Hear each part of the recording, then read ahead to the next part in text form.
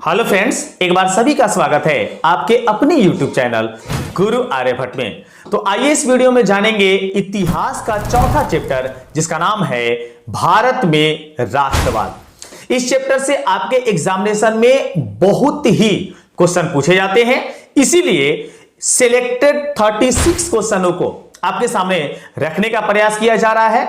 उम्मीद करते हैं यह वीडियो आपके लिए काफी हेल्पफुल रहेगा। तो आइए शुरू करते हैं और देखते हैं आपके स्क्रीन पर आ रहा है आज का मेरा पहला क्वेश्चन है कि गदर पार्टी की स्थापना किसने और कब की। आपको बताना है कि गदर पार्टी की स्थापना किसने की थी। तो आपको यह बता दें कि गदर पार्टी की स्थापना जो हुआ है वो जालियांवाला बाग हत्याकांड के पहले हुआ है, इसलिए इसका राइट आंसर हो जाएगा ऑप्शन नंबर सी, लाला हरदयाल 1913 ईस्वी। अर्थात लाला हरदयाल के द्वारा किया गया था 1913 ईस्वी में। चलिए इसके बाद बढ़ेंगे सेकंड क्वेश्चन की ओर। दूसरा क्वेश्चन वो काफी ज्यादा महत्वपूर्ण आपके लिए है। यह क्वेश्चन गांठ बांध लीजिए, होने की संभावना आपके एग्जामिनेशन में। सेकंड क्वेश्चन आपके सामने है और बताना है कि जालियांवाला बाग हत्याकांड किस तिथि को हुआ था। देख भी सकते हैं कई बार आपके एग्जामिनेशन में यह क्वेश्चन पूछा जा चुका है। तो जालियांवाला बाग हत्याकांड हुआ है 1919 ईस्वी में। तिथि भी बता देते हैं हम आपको, 1919 ईस्वी में 13 अप्रैल को हुआ था, इसलिए इसका राइट आंसर हो जाएगा ऑप्शन नंबर ए, जालियांवाला बाग हत्याकांड। और इसी हत्याकांड के बाद जो महात्मा गांधी थे वो कैसरे ए हिंद की उपाधि अंग्रेजों को लौटा दिए थे। और आगे बढ़ते हैं। अगला क्वेश्चन मेरे पास तीसरे नंबर में है कि लखनऊ समझौता किस वर्ष हुआ। लखनऊ में जो समझौता किया गया था वो समझौता कब हुआ। एक पूना समझौता भी था और एक इसके पहले लखनऊ समझौता भी था। तो ये कब हुआ है, तो ये हुआ है 1916 ईस्वी में। अर्थात इसका राइट आंसर होगा ऑप्शन नंबर ए। चलिए बढ़ते हैं अगले क्वेश्चन की ओर। टॉप 36 क्वेश्चन का 36 क्वेश्चनों का सिलेक्शन किया गया है और ये आपके एग्जामिनेशन में काफी हेल्पफुल होने वाला है। चलिए आइए देखते हैं 4 नंबर क्वेश्चन में क्या है। आपको बताना है कि असहयोग आंदोलन का प्रस्ताव कांग्रेस के किस अधिवेशन में पारित हुआ था। काफी अच्छा क्वेश्चन है और इंपॉर्टेंट। असहयोग आंदोलन ये आपको शायद पता होगा 1920 ईस्वी में महात्मा गांधी के द्वारा शुरू किया गया था, लेकिन आपको यह बताना है कि कांग्रेस के किस अधिवेशन में इसे पारित किया गया था। तो चौथा का जो मेरा राइट आंसर हो जाएगा वो हो जाएगा ऑप्शन नंबर ए, सितंबर 1920 में कलकत्ता अधिवेशन में। अर्थात कांग्रेस के कलकत्ता अधिवेशन में यह निर्णय लिया गया था कि असहयोग आंदोलन चलाया जाएगा। इसके बाद 5 नंबर क्वेश्चन को जानिए। 5 नंबर है कि भारत में खिलाफत आंदोलन कब और किस देश के शासक के समर्थन में शुरू किया गया था। खिलाफत आंदोलन शुरू किया गया था मुस्लिम भाइयों के द्वारा और मुस्लिम भाइयों ने खिलाफत आंदोलन का प्रारंभ किया था। और ये दोनों आंदोलन, असहयोग आंदोलन और खिलाफत आंदोलन, ये एक साथ चलते हुए हमारे देश की आजादी में हेल्पफुल मिला था। तो आपको यहां बताना है कि कब और किस देश के शासक के समर्थन में किया गया था।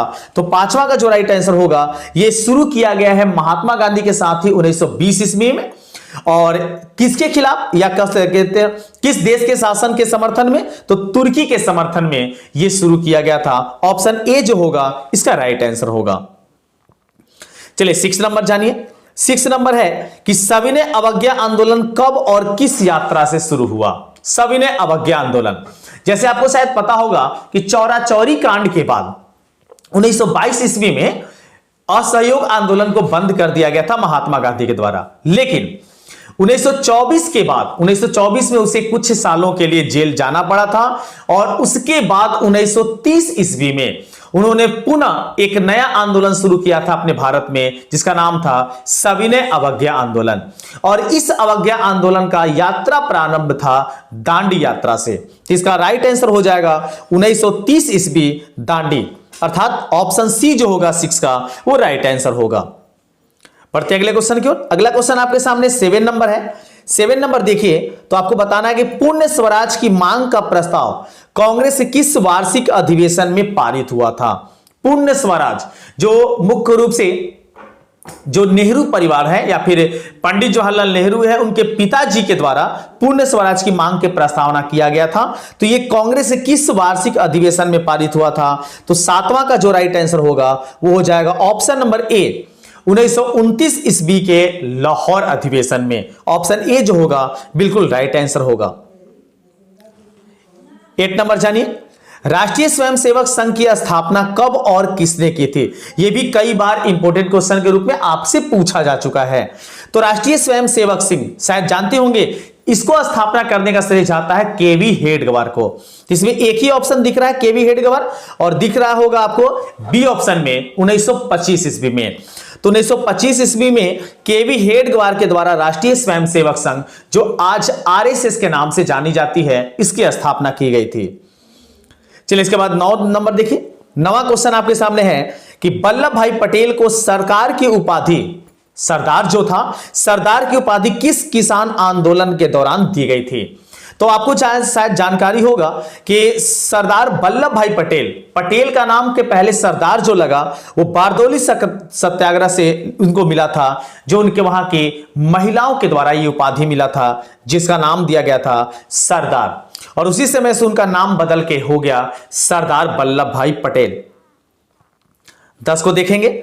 10वां क्वेश्चन आपके पास है, रंपा विद्रोह कब हुआ? थोड़ा तेज क्वेश्चन करेंगे, काफी क्वेश्चन है आपके सामने। तो रंपा विद्रोह हुआ है 1916 ईस्वी में। ऑप्शन ए जो होगा इसका राइट आंसर होगा। 11 देखिए, वेदों की ओर लौटो का नारा किसने दिया था? तो वेदों की ओर लौटो का नारा जो दिया है वो दिया है स्वामी दयानंद सरस्वती, जो ऑप्शन डी में है, अर्थात इसका राइट आंसर हो जाएगा ऑप्शन नंबर डी। 12 जानिए, किसने 1920 ईस्वी में ताशकंद में भारतीय कम्युनिस्ट पार्टी का गठन किया था? तो 12 का जो राइट आंसर होगा वो होगा ऑप्शन नंबर डी, एम.एन. राय। 13 देखिए, 13 आपके सामने है कि अली मुसालियार ने किस विद्रोह का नेतृत्व किया? अली मुसालियार जो है वो किस विद्रोह का नेतृत्व किया था? तो 13 का राइट आंसर होगा ऑप्शन नंबर बी, मोपला विद्रोह। नेक्स्ट 14 नंबर देखेंगे। 14 नंबर में, निम्न में से किसे सीमांत गांधी या बादशाह खां के नाम से जाना जाता है? तो इसका नाम आता है सीमांत गांधी के नाम से, खान अब्दुल गफार खान का। ऑप्शन डी जो होगा इसका राइट आंसर होगा। 15 आपके सामने है कि चंपारण विद्रोह कब हुआ था? चंपारण विद्रोह के बारे में आप शायद पढ़े होंगे। तो चंपारण विद्रोह, चंपारण में सत्याग्रह हुआ है 1916 में, लेकिन विद्रोह का जो रूप लिया था वो लिया था 1917 ईस्वी में। इसलिए ऑप्शन ए जो होगा बिल्कुल गलत आंसर होगा। इसका राइट आंसर होगा ऑप्शन नंबर डी, 1917 ईस्वी। 16 नंबर देखिए, 16 नंबर में क्या है? पहले ही बताया जा चुका है कि काफी इंपॉर्टेंट क्वेश्चन आपके लिए सिलेक्ट किया गया है ताकि आप अपने एग्जामिनेशन में मजबूती प्राप्त कर सकें। 16 देखिए, किस अधिनियम के द्वारा मुसलमानों को पृथक प्रतिनिधित्व प्रदान किया गया? तो 16 का जो राइट आंसर होगा वो होगा ऑप्शन नंबर ए, 1909 ईस्वी में। 17 देखिए, मार्लो मिंटो सुधार कब हुआ था? यह भी कई बार एग्जामिनेशन में पूछा जा चुका है, यह भी अच्छा क्वेश्चन आपके लिए। मार्लो मिंटो सुधार जो किया गया है वो किया गया 1909 ईस्वी में। ऑप्शन डी जो होगा इसका राइट आंसर होगा। 18 देखिए, भारतीय राष्ट्रीय कांग्रेस के पहले अध्यक्ष कौन थे?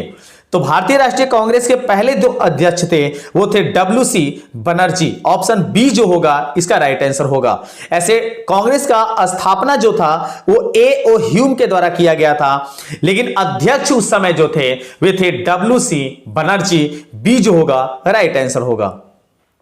19, भारतीय राष्ट्रीय कांग्रेस की स्थापना किसने की थी? आगे अगले क्वेश्चन में ही भारतीय राष्ट्रीय कांग्रेस की स्थापना सन 1885 ईस्वी में किया गया था A.O. ह्यूम के द्वारा।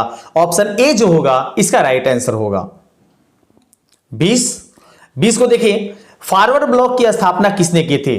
तो 20 का जो मेरा राइट आंसर होगा वो होगा option number B, Subhash Chandra Bose. Subhash Chandra Bose के द्वारा फॉरवर्ड ब्लॉक की स्थापना की गई थी। 21 देखिए, किस वर्ष साइमन कमीशन भारत आया? जिसके विरोध में साइमन कमीशन वापस जाओ के विरोध में लाला लाजपत राय 1930 ईस्वी में मृत्यु हो गई थी। 1928 ईस्वी के दौरान यह घटना घटा था। तो 21 का जो मेरा राइट आंसर होगा वो होगा ऑप्शन नंबर डी, 1928 ईस्वी। 1928 ईस्वी में साइमन जो था वो भारत आया था और वही एक कमीशन बैठाया था जिसका नाम दिया गया था साइमन कमीशन। 22 देखिए, 22 आपके सामने है कि अखिल भारतीय किसान सभा का गठन किस वर्ष हुआ था? तो 22 का मेरा जो राइट आंसर होगा वो होगा ऑप्शन नंबर डी, 1936 ईस्वी में। अखिल भारतीय किसान सभा का आयोजन 1936 ईस्वी में किया गया था। बढ़ते अगले क्वेश्चन की ओर। अगला क्वेश्चन मेरे पास 23 नंबर है और 23 आपको बताना है कि टीपू सुल्तान शासक थे, मतलब किस जगह या कहां के शासक थे, ऐसे भी क्वेश्चन पूछ सकता है आपसे। तो 23 का राइट जो आंसर होगा वो होगा option number A, Mysore. Tipu Sultan जो थे वो मैसूर के एक शासक थे। 24 में देखिए कि सिखों के 10वें और अंतिम गुरु श्री गोविंद सिंह का जन्म बिहार के किस नगर में हुआ है? काफी इंपॉर्टेंट क्वेश्चन जो आपको एग्जामिनेशन में मिल सकता है। श्री गोविंद सिंह का बिहार में जन्म हुआ और बिहार में जन्म किस नगर में हुआ है आपको यह बताना है। तो 24 का राइट आंसर होगा ऑप्शन नंबर सी, पटना में। चलिए नेक्स्ट आपके सामने 25 नंबर। 25 क्वेश्चन है कि ब्रह्म समाज की स्थापना किसने की थी? काफी अच्छा क्वेश्चन है ये भी। ऐसे 2019 के एनुअल के सेकेंड शिफ्ट में यह क्वेश्चन आपसे पूछा जा चुका है। तो 25 का राइट आंसर होगा ऑप्शन नंबर ए, राजा राम मोहन राय। ब्रह्म समाज की स्थापना का श्रेय जाता है राजा राम मोहन राय को। 36 जानिए। 36 आपके सामने है कि गांधी जी ने साबरमती आश्रम की स्थापना किस वर्ष की थी? तो किस वर्ष गांधी जी साबरमती आश्रम का स्थापना किए थे? और साबरमती आश्रम का स्थापना करने का पीछे उद्देश्य था कि लोगों के बीच जागरूकता लाना ताकि आजादी में अपनी भागीदारी निभाई जा सके। तो 26 का जो राइट आंसर होगा वो होगा ऑप्शन नंबर सी, 1915 ईस्वी में। 1915 ईस्वी में साबरमती आश्रम का स्थापना किया गया था जो गुजरात में था। चलिए अगला 27 नंबर जाने। 27 नंबर है कि भारतीय राष्ट्रीय कांग्रेस की स्थापना कब हुई थी? यह अच्छे से याद कर लीजिए। भारतीय राष्ट्रीय कांग्रेस की स्थापना 1885 ईस्वी में ए.ओ. ह्यूम के द्वारा किया गया था, जिसके प्रथम अध्यक्ष डब्ल्यू.सी. बनर्जी को रखा गया था। तो इसका राइट आंसर होगा ऑप्शन नंबर ए, 1885 ईस्वी। बढ़ते हैं 28 नंबर। 28 जानिए, सिपाही विद्रोह कब हुआ? ये भी अच्छे क्वेश्चन आए जो देखिए आपके पूछे गए हैं 2020 के एनुअल के सेकंड शिफ्ट में। तो सिपाही विद्रोह कब हुआ था? तो 28 का जो आपका राइट आंसर होगा वो होगा ऑप्शन नंबर बी, 1857 ईस्वी में। 29, बंगाल विभाजन कब हुआ? यह भी अच्छा क्वेश्चन है कि बंगाल विभाजन कब हुआ? तो बंगाल विभाजन हुआ था 1905 ईस्वी में। इसका राइट आंसर होगा ऑप्शन नंबर सी। 30 को देखिए। 30 आपके सामने है कि किस घटना के विरोध में महात्मा गांधी ने अपनी केसरे-ए-हिंद की उपाधि त्याग दी थी? तो इसके पहले डिस्कस किए, थोड़ा सा ध्यान से अगर वीडियो देखे होंगे तो इन क्वेश्चनों का जवाब आप इजीली दे सकते हैं। केसरे-ए-हिंद की उपाधि महात्मा गांधी लौटाए थे और सर की उपाधि रविंद्रनाथ टैगोर के द्वारा सर की उपाधि को लौटा दिया गया था जालियांवाला बाग हत्याकांड के बाद। इसलिए इसका राइट आंसर होगा option number B, Jallianwala Bagh हत्याकांड जो हुआ था 13 अप्रैल 1919 ईस्वी को। चलिए अगला क्वेश्चन 31 नंबर आपके सामने है कि चौरा चौरी कांड के बाद गांधी जी ने निम्नलिखित में से किस आंदोलन को बंद कर दिया? तो चौरा चौरी कांड जो हुआ था यह हुआ था मुख्य रूप से 1922 ईस्वी में और उसी के बाद असहयोग आंदोलन को इस भारत में बंद कर दिया गया था, क्योंकि उसमें एक पुलिस चौकी पर निशाना बना के और भारतीयों के द्वारा कर सकते हैं क्रांतिकारियों के द्वारा एक पुलिस चौकी पर बम फेंक देने से लगभग 22 लोगों की मृत्यु हो गई थी, जिसके बाद महात्मा गांधी असहयोग आंदोलन को वापस ले लिए थे। तो इसलिए इसका राइट आंसर होगा ऑप्शन नंबर सी, असहयोग आंदोलन। बढ़ते अगले क्वेश्चन की ओर। कुछ ही क्वेश्चन आपके बच गए हैं। 32 देखिए, भारत छोड़ो आंदोलन का प्रसिद्ध नारा क्या था? तो भारत छोड़ो आंदोलन 1942 ईस्वी में महात्मा गांधी के द्वारा प्रारंभ किया गया था और वो खत्म होने से पहले ही अंग्रेज इस देश को छोड़ के अर्थात भारत को छोड़ के 15 अगस्त 1947 को रात्रि 12 बजे अपने स्वदेश लौट गए थे, अर्थात भारत उस समय आजाद हो गया था।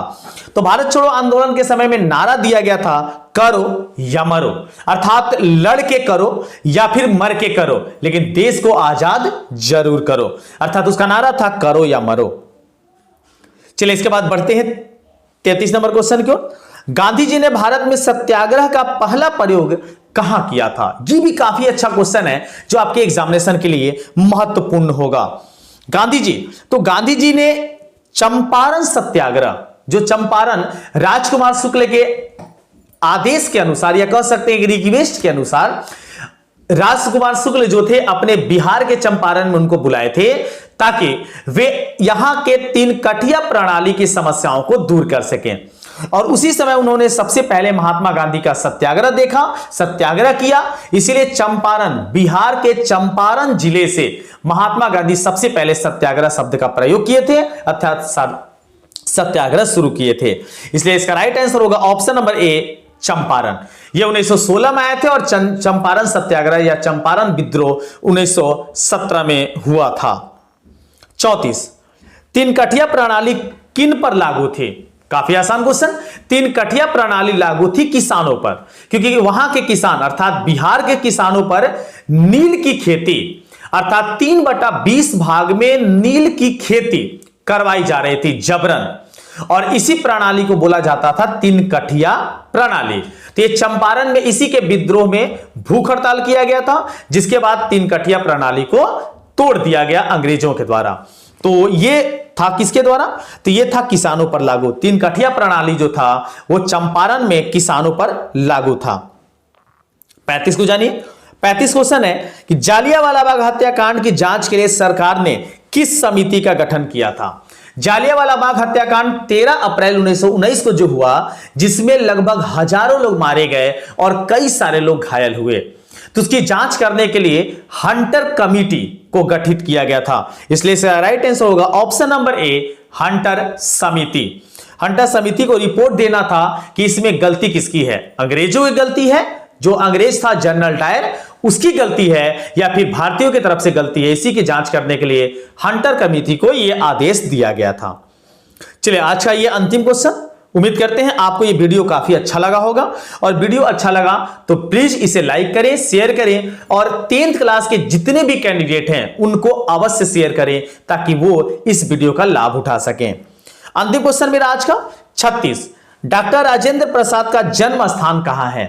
डॉक्टर राजेंद्र प्रसाद जो हमारे देश के प्रथम राष्ट्रपति थे, उनका जन्म स्थान बिहार में ही है। यह गौरव की बात है सभी बिहार वासियों के लिए।